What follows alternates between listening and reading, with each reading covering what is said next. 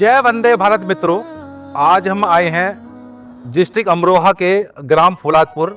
यहाँ पर मेरे एक बचपन के मित्र हैं अजय यादव जी, जो पहले दैनिक जागरण, अमर उजाला जैसे अखबारों में काम कर चुके हैं और दैनिक जागरण के ब्यूरो चीफ भी रह चुके हैं, लेकिन अपनी इस शहरी दुनिया को छोड़कर अपने गांव में आए हैं और गांव में ही रोजगार पैदा करने के अवसर ढूंढ रहे हैं लोगों के लिए।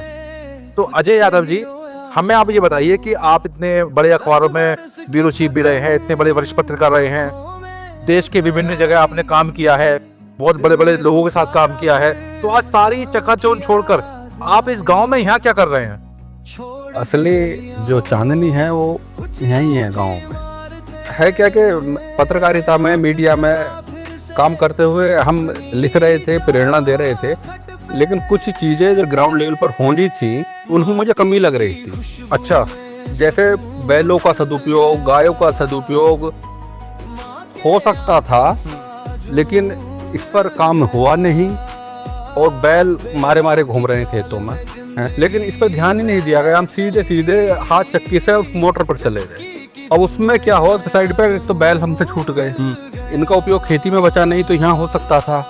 दूसरे क्या है कि जो आटा ये बन रहा है ये कोल्ड प्रेस है, बिल्कुल ठंडा है। आप देख रहे हैं 40-50 RPM पर चल रहा है। अच्छा, ठंडा आटा बनता है यहाँ पे, और जो जो जो मशीन लगी होती है, जो वो तो गर्म पिसवाते हैं, वो तो गर्म हो जाता है पूरी तरह से। उसकी पोषकता है ही नहीं है। पूरी दुनिया में जो लोग बीमार हो रहे हैं पिछले 40-50 सालों में, मोटापा, डायबिटीज, वो 3 टाइम घर में वो मैदा खाई जा रही है, वो मैदा ही हो जाती है बेसिकली। जो ये आटा चक्की पे होता है, आटा चक्की या जो पैक्ड आटा खा रहे हैं सब मैदा हो जाती है, और इसे हम खा रहे हैं, हमें पता ही नहीं चल रहा कि घर में 3 बार हमारे सुबह शाम पिज्जा और चाउमीन खाई जा रही है। ऑलरेडी हम ना खा के भी खा रहे हैं उसको, 3 टाइम खा ही रहे हैं। और बाहर वालों को गाली देने के पिज्जा और चाउमीन खा रहे हैं, वो तो सप्ताह में 10 दिन में एक बार खाया जाता है भैया, 15 दिन में एक बार खा लिया।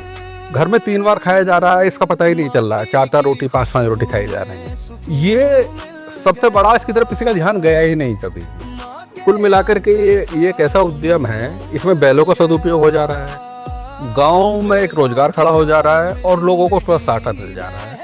तो ये मेरे मन में आया कि नौकरी, ठीक है नौकरी मैंने कर ली काफ़ी समय तक, लेकिन कुछ चीज़ें खड़ी की जा सकती थी गांव में। इसके अभी बहुत सारे लोग हैं जो ये चक्की मांग रहे हैं, डूबा रहे हैं। मुझे लगा कुछ सार्थक करना चाहिए, इसलिए मैं गाँव में।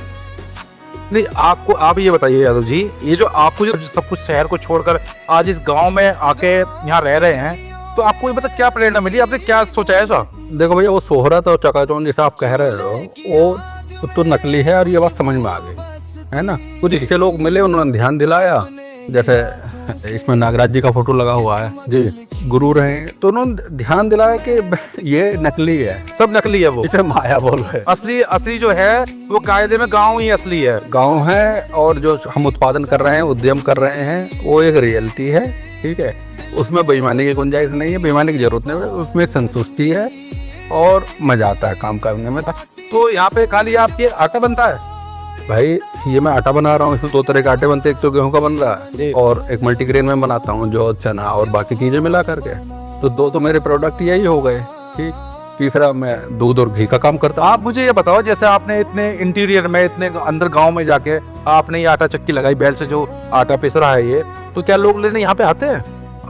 कुछ लोग यहाँ आ जाते हैं लेने, बाकी मैं होम डिलीवरी कर देता हूँ। इतनी सुविधा मैं कर रहा हूँ क्योंकि मैं जान रहा हूँ लोगों की व्यस्तता है। तो ये जो होम डिलीवरी आपकी शहर के आसपास है या और जगह भी कर सकते हो आप? अभी तो अमरोहा कर रहा हूँ, उतना ज़्यादा मेरा प्रोडक्शन है ही नहीं है। 1-1.5 कुंटल दिन भर में सारा होता है, उतना मेरे बैल का निकल आता है, मेरे मजदूर का निकल आता है, मेरी मेहनत का मुझे जी जी जी। तो अभी उतना ही है। कल अगर ऐसी स्थिति होगी, प्रोडक्शन बढ़ेगा तो फिर आगे भी चल जाएगा। तो आप ये बताइए, इस समाज को इसके उद्देश्य से क्या मैसेज देना चाहेंगे आप? ये मैसेज ये है कि भैया बिना नेचर को छेड़छाड़ किए बिना, जमीन से खोद के तेल निकाले बिना, बिना बांध बनाए भी ऊर्जा के संकट से निपटा जा सकता है जी।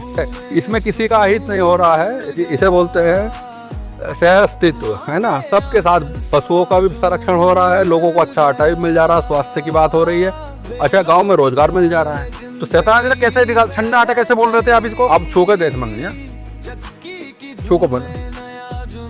हाँ, ये तो सच में ठंडा है वक्त है।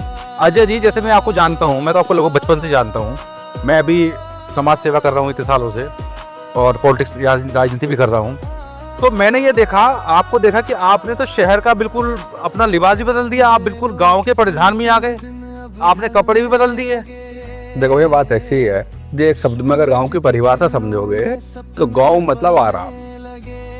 अच्छा, मैंने अजय जी एक चीज और देखी, आपकी जो बैल ये आटा चक्की आपने लगाई है, ना तो इसमें पेट्रोल की जरूरत, ना इसमें डीजल की जरूरत, ना इसमें बिजली की जरूरत। इसलिए मेरे इस पूरी उद्योग के लिए, उद्यम के लिए मेरे गांव से बाहर जाने की जरूरत ही नहीं है। सब मेरे खेत में गेहूं पैदा हो रहा है जी, मेरे घर के बैल हैं, वो खा रहे हैं, गोबर कर रहे हैं, उनका चारा खेतों में हो रहा है, अन्न पैदा हो रहा है।